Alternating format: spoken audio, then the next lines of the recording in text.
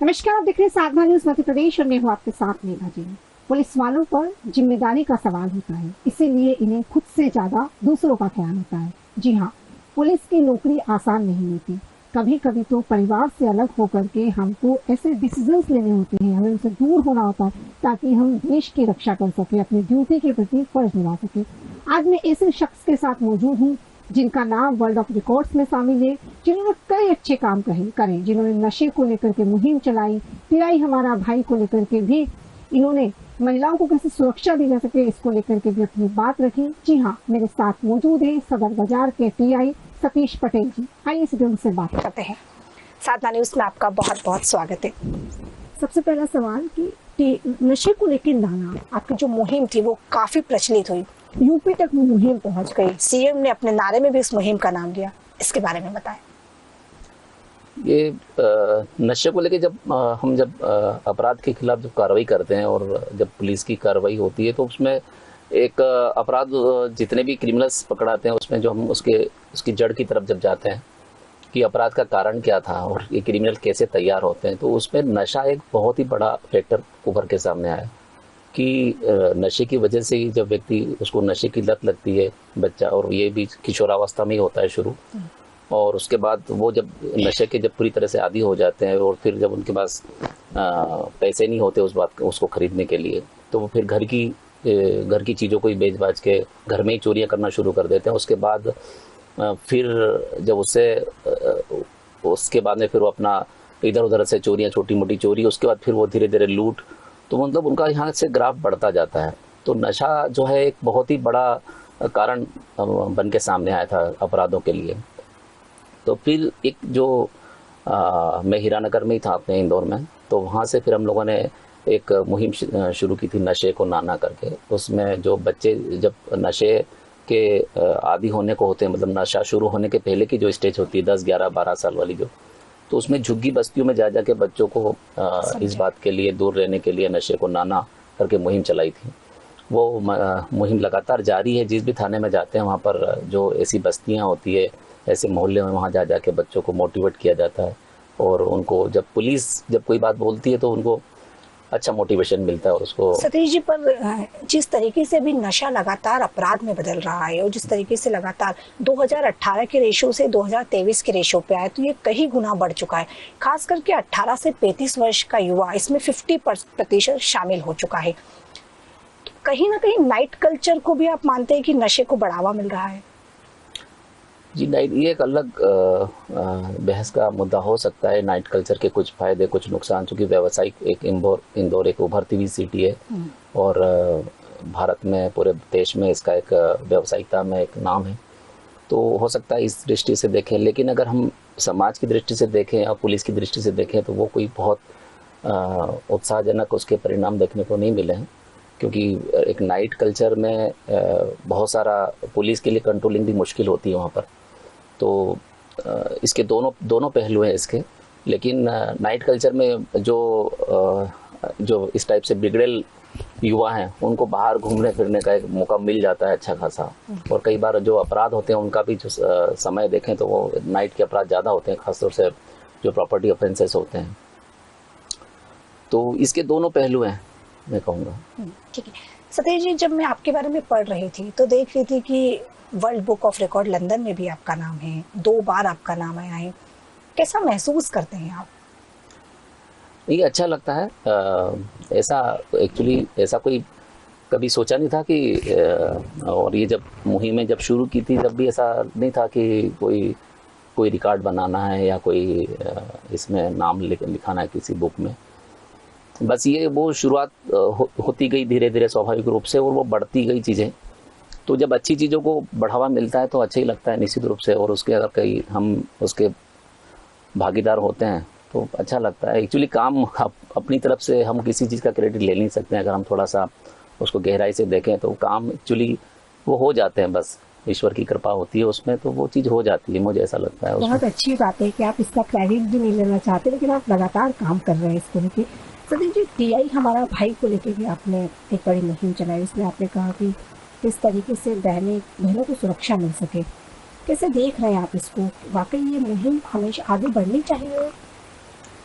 इसकी शुरुआत मैं बताऊंगा कि इसकी शुरुआत बड़ी ही सामान्य हिसाब से हुई थी इसकी। मैं सिवनी जिले में था, पदस छपरा थाने में। वहाँ पर जाते से ही गुंडों के खिलाफ बहुत ज़्यादा कार्रवाई हो गई थी वहाँ पर, बहुत, जो कि पहले से गुंडागर्दी थी वहाँ पर। तो वहाँ पर मैं चाहता था कि कुछ सॉफ्ट सा पुलिस के लिए कुछ, जिससे क्योंकि गुंडे की जब कार्रवाई हुई थी गुंडों के खिलाफ में, तो जो आम जनता थी वो भी पुलिस से थोड़ी सी कटने लगी थी। और फिर मुझे ये महसूस हुआ कि थोड़ा सा आम जनता के जो अच्छे संभ्रांत लोग हैं उनको पुलिस से जोड़ना चाहिए। और इसी बीच रक्षाबंधन का त्यौहार आया, तो वहाँ पर मुझे आना था खरगोन में। सिवनी से करीब 10-12 घंटे का सफ़र लगता है खरगोन तक आने में। खरगोन मेरा घर है। तो हमारी जो सिस्टर है, मेरी दीदी, उन्होंने पूछा मेरे से कि तुम आ जाओगे? तो मैंने कहा कि मैं आऊँगा, यहाँ पे बहुत अच्छा है, और एक दिन के लिए तो मैं आ ही जाऊँगा रक्षाबंधन पे, चूँकि विशेष लॉ एंड ऑर्डर होता नहीं है। लेकिन जब मैंने छुट्टी मांगी तो छुट्टी नहीं मिल पाई। वो जब छुट्टी नहीं मिल पाई तो रक्षाबंधन के दिन ही हम लोग, फैमिली भी आ गई थी और हम लोग साथ में ही बैठे थे। और बैठे बैठे जब सामने लड़कियां अपनी थाल सजा के जब जा रही थी, तो मैंने मेरी श्रीमती से बोला था कि देखो बड़ा अच्छा लग रहा है, और मजाक में मैंने कहा कि इनको बुला लेते हैं रक्षाबंधन मनाने के लिए। और फिर वहीं से इसका नाम भी अचानक से आया, टीआई हमारा भाई होना चाहिए, मेरा भाई टीआई जब बोलेंगी तो इनको अच्छा लगेगा।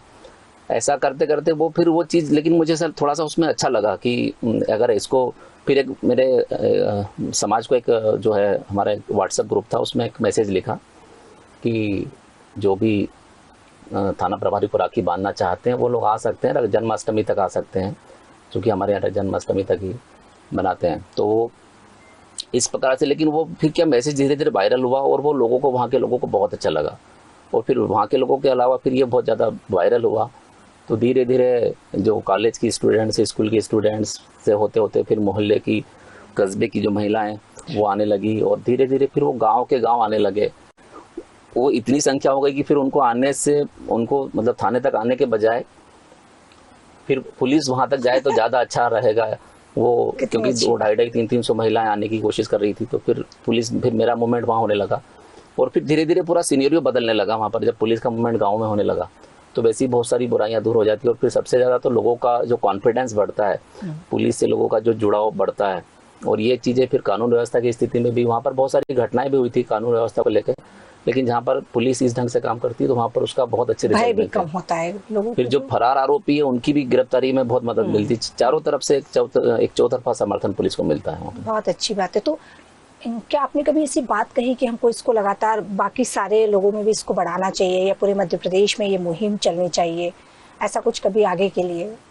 नहीं, निश्चित रूप से इसको, इसके रिजल्ट इतने अच्छे आए हैं कि इसकी चौतरफा रिजल्ट आए हैं। और ये मुहिम में कोई अलग से हमको कोई भी योजना जब लागू होती है तो उसमें फंड की ज़रूरत होती है, बहुत सारी चीज़ों की ज़रूरत होती है। और ये तो इसमें कोई किसी प्रकार का कोई मुश्किल नहीं, जस्ट एक पुलिस को एक अपनी तरफ से एप्लीकेशन अप्लाई करना पड़ता है अपने आप को।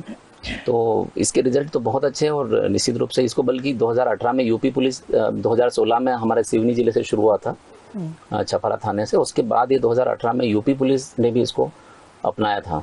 तो ये इसके रिजल्ट तो बहुत ही अमेजिंग रहे हैं। मतलब मैं तो ये कहूँगा, क्योंकि कानून व्यवस्था की स्थिति से लेके, पुलिस की इमेज से लेके, हर तरफ से अच्छा। हाँ, लेकिन उसके लिए अधिकारियों को भी थोड़ा सा उस अपनी भावना को, वो जो है अच्छी भावना सामने रखनी होगी। ये भी बहुत जरूरी है। बहुत अच्छी बात। सतीश जी, जब मैं आपके बारे में पढ़ रही थी तो मैं एक चीज देख रही थी कि चूंकि आपका जो सफर रहा वो बहुत लंबा रहा, वो संघर्षपूर्ण रहा, लेकिन कभी शायद आप इंदौर आके पढ़ना चाहते थे, उस कोचिंग संस्थान में पढ़ना चाहते थे जहाँ आपको मौका नहीं मिला।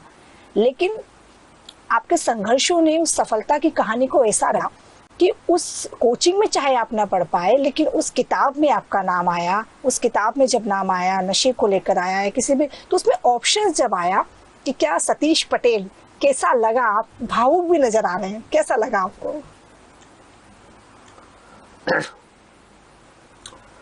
हाँ, वो बात सही है कि जब किसी कारण से जो है परिस्थितियां नहीं बन पाई थी और लेकिन जब ये सब चीज़ें हुई और उसके बाद में तो बड़ा अच्छा लगा कुल मिला के। जब एक कोचिंग में जब आप जाना चाहते हैं और उस कोचिंग में आपके बारे में पढ़ाया जाता है तो AI सतीश पटेल सामुदायिक पुलिसिंग व नशे को ना मुहिम के तहत खरगोन निवासी व इंदौर के हीरानगर टीआई सतीश पटेल को दूसरी बार गिनीज बुक ऑफ रिकॉर्ड्स में शामिल वर्ल्ड बुक ऑफ रिकॉर्ड में दर्ज किया गया है। इन्होंने 3 मुहिम चलाई थी। नशे को कहें नाना, परिवार तोड़ो मत जोड़ो, पुलिस हमारी मित्र, टीआई हमारा भाई। ये बहुत इंपॉर्टेंट है। ये 3 चीजें आपको याद रखना है। अभी के लिए तो इंपॉर्टेंट है ही है, पर ये आपकी मुख्य परीक्षा और इंटरव्यू और मुख्य परीक्षा में भी एथिक्स के लिए बहुत इंपॉर्टेंट है। हम हमेशा बात करते हैं जन भागीदारी की, तो जन भागीदारी ऐसे ही आती है। पुलिस को लेकर के जो एक नेगेटिव इमेज है वो तोड़ने के लिए पुलिस हमारी मित्र, टीआई हमारा भाई मुहिम चलाई। नशे के लिए इन्होंने नशे को कहे नाना और परिवार को जोड़ने के लिए परिवार तोड़ो मत जोड़ो। यही कारण है कि इंदौर के हीरानगर के टीआई सतीश पटेल जी को दूसरी बार वर्ल्ड बुक ऑफ रिकॉर्ड में शामिल किया गया है। मतलब ये संघर्ष है, मैं देख रही हूँ, चूंकि आप संघर्ष और सफलता की कहानी के बीच में आपके आंसू हैं, ये बता रहे हैं कि आपका संघर्ष कितना लंबा रहा और वो सफलता कैसे मिली और अभी आपको कहीं अलग मुकाम पर पहुंचना है। वो बच्चे जो आपको देख रहे हैं, क्योंकि सतीश जी कई बार ये देखा गया है कि जो बच्चे जहाँ पहुंचना चाहते हैं, कोई टीआई एसआई एसपी बनना चाहता है लेकिन वो सफलता तक नहीं पहुंच पाता तो वो सुसाइड कर लेता है। आज उन लोगों के लिए भी आप मुझे बताएं कि कैसे वो अपने पेशेंस के साथ आगे बढ़े, क्योंकि कई युवा आज फांसी पर लटक रहे हैं, मौत के घाट उतर रहे हैं।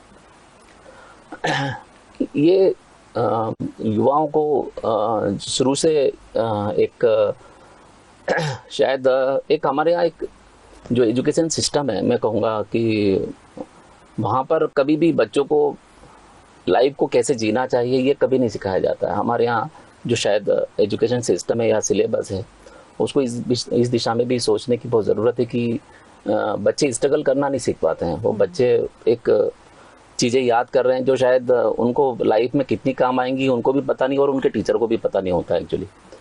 और लाइफ की जो चुनौतियाँ हैं वो टोटल डिफरेंट होती हैं। तो इसलिए बच्चों को ये सिखाया जाना भी बहुत ज़रूरी है और युवाओं को निश्चित रूप से समझना चाहिए कि हमारे यहाँ इतनी बड़ी आबादी है और हम एक डेवलपिंग कंट्री है, विकास हमारा देश विकास की दिशा में आगे बढ़ रहा है, तो सभी को सारी चीज़ें नहीं मिल सकती और यहाँ पर आपको संघर्ष करना ही पड़ेगा, स्ट्रगल करना पड़ेगा और जितना आप स्ट्रगल करते हैं निश्चित रूप से आप उतने ही मजबूत होकर उभरते हैं।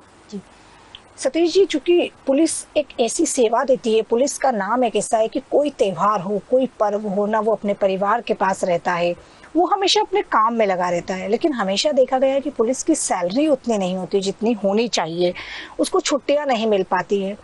क्या कहते हैं, आपको क्या लगता है इस बारे में?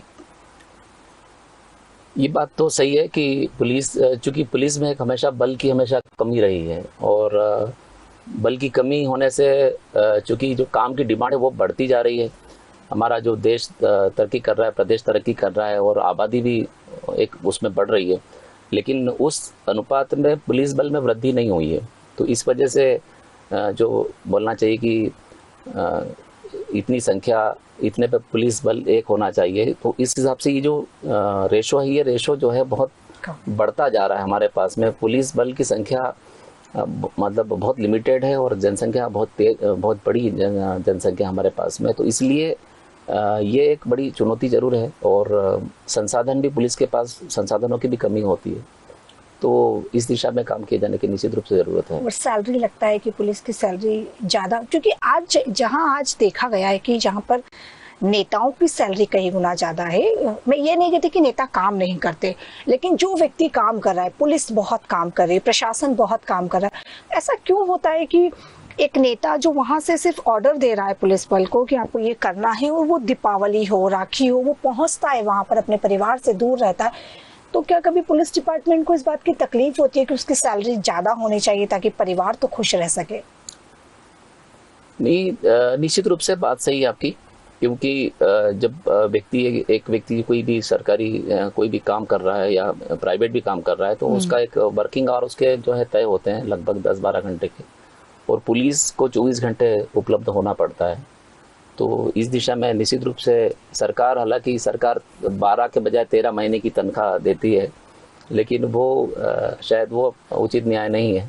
कि मतलब 1 महीने की तनख्वाह एक्स्ट्रा लेने से, लेकिन वर्किंग बल की संख्या बढ़ानी बहुत ज़रूरी है और सैलरी जैसे सरकार डिसाइड करे। हाँ, ये भी है कि हमारी अन्य प्रदेशों की तुलना में हमारे यहाँ जो अगर पे स्केल देखें तो वहाँ काफ़ी कम है जी।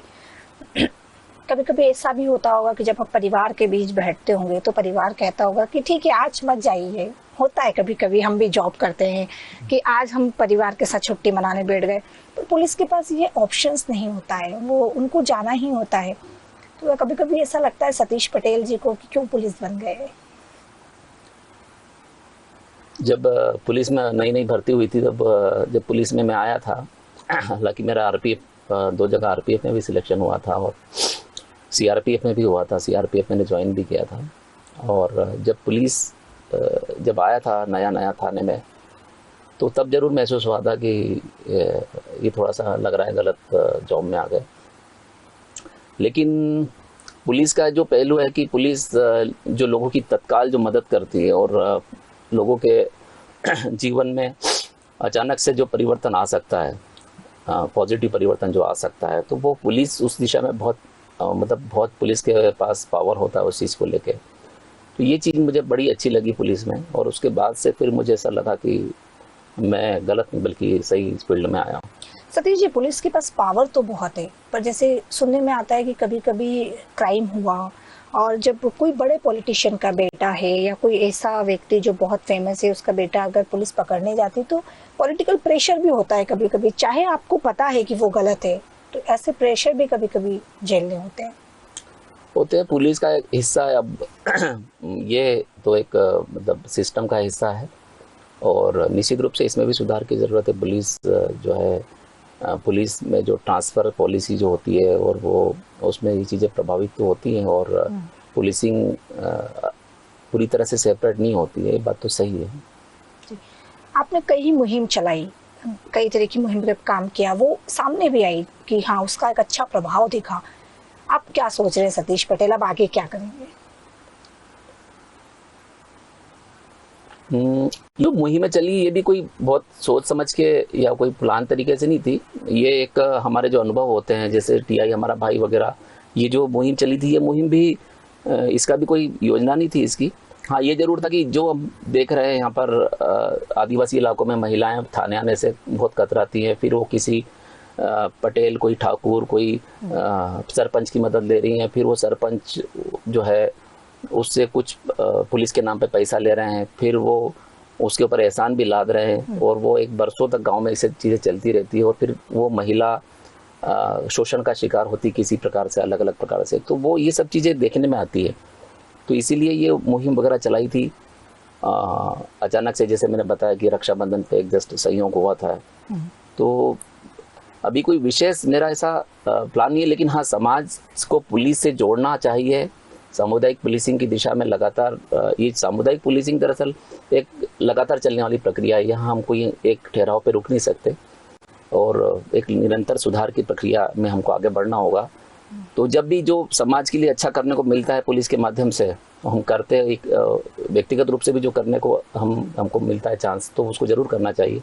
और पुलिस की इमेज को भी सुधार मिलता है इसमें, कानून व्यवस्था में भी सुधार मिलता है, अपराधों की रोकथाम में भी सुधार मिलता है, अपराध हो जाए इन्वेस्टिगेशन और आरोपी को पकड़ने में भी इसका योगदान मिलता है। तो चारों तरफ से इसके फायदे हैं लगातार। तो अभी जो भी चीज़ें सामने आती है वो अचानक से हम एक अच्छा दृष्टिकोण जब लेके चलते हैं तो चीज़ें ऑटोमेटिक कई बार अच्छी हो जाती है। सतीश जी, जब मैं आपके बारे में और पढ़ रही थी तो मैं देख रही थी कि एक मोबाइल घूम गया था। एक मोबाइल जब घूमा तो वो अपराधी भाग रहा था और आप उसके पीछे भाग रहे थे और आपने आखिरकार वो अपराधी को पकड़ा और उस मोबाइल को लिया और उस व्यक्ति तक पहुंचा दिया। कहीं ना कहीं मुझे लगता है कि जो लोग ये कहते हैं कि पुलिस प्रशासन कहीं ना कहीं सुनता नहीं है, समझता नहीं है, तो सतीश पटेल जी ने ये साबित कर दिया उस दिन कि टीआई भी दौड़ लगाता है। ऐसा नहीं है कि टीआई है तो हम बैठ गए कुर्सी पे, वो भी दौड़ लगाता है और अपराधी। तो मुझे लगता है कई टीआई को भी इससे सीखना चाहिए। वो भी एक स्वाभाविक सी घटना हुई थी। मतलब हम लोग ड्यूटी करके जब लौट रहे थे अपने क्षेत्र में, पेट्रोलिंग कर रहे थे अपने थाना क्षेत्र में, तो वहीं पर एक बल्कि उस दिन जन आशीर्वाद यात्रा थी, मुख्यमंत्री जी भी आए हुए थे और ये जो चीज़ें अचानक से पेट्रोल पंप के सामने हमने देखा कि एक गुंडे को 2-4 लड़कों ने जो 11वीं मतलब स्कूल स्टूडेंट से लग रहे थे, यूनिफॉर्म भी पहने थे, उनको उसने पकड़ के रखा है। और जब अचानक से हमको भी लगा कि कुछ ना कुछ डाउट है। मेरे साथ में मेरे एक कांस्टेबल भी साथ में था, हम लोग दोनों थे। और उसके बाद वो भागने लगा पुलिस को देख के, तो वैसे ही फिर हम लोगों ने भी दौड़ लगा दी। हमको समझ में तो आया था कुछ न कुछ गंभीर घटना है। उसकी बॉडी लैंग्वेज जो बता रही थी, उस बच्चे से पूछा कि क्या हुआ, तो उसने बताया कि मोबाइल झपट के भागा है। तो वो स्वाभाविक रूप से उसके पीछे हमने दौड़ लगा दी। वो भी लगातार भागता रहा, करीब 1 किलोमीटर उसका पीछा करने के बाद में फिर उसको पकड़ लिया, तो उसका मोबाइल, फिर बच्चे का मोबाइल मिल गया था। जी, मेरा आखिरी सवाल, चूंकि मैं वापस उसी सवाल पर आती हूँ, मेरे पहले सवाल पे, कि नशा जो है उससे अब आज के युवाओं को कितना बचना चाहिए, और नशा अगर आदतन बन जाए तो वो कितना बड़ा अपराध हो सकता है उससे। आपका सिर्फ वो समाज ही नहीं, वो प्रदेश ही नहीं, बल्कि आपका परिवार भी उससे कितना प्रभावित होता है। इसको लेकर आज आप युवाओं को क्या संदेश देंगे? नशा तो निश्चित ही मौत है। ये आज स्वयं की, कल परिवार की, समाज की, और उसके बाद देश की। तो ये एक इंडिविजुअल की समस्या से लेके तो ये पूरे देश की समस्या है।